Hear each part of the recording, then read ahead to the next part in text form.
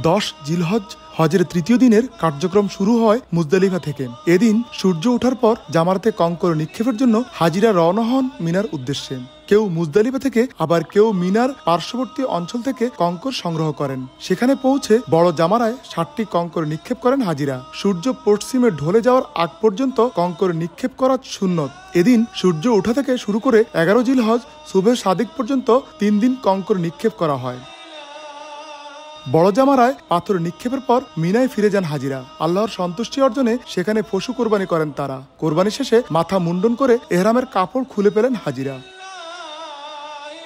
হজের সবশেষ ফরজ বিধান হলো তাওয়াফে জিয়ারত। একে তাওয়াফে ইফাদাও বলা হয়। 10 জিলহজ ফজরের সূর্য ওঠার পর থেকে 12 জিলহজ সূর্যাস্তের আগে পর্যন্ত এই তাওয়াফ করা যায়। এখন জন্ম সনদ দিয়ে খোলো বিকাশ স্টুডেন্ট অ্যাকাউন্ট।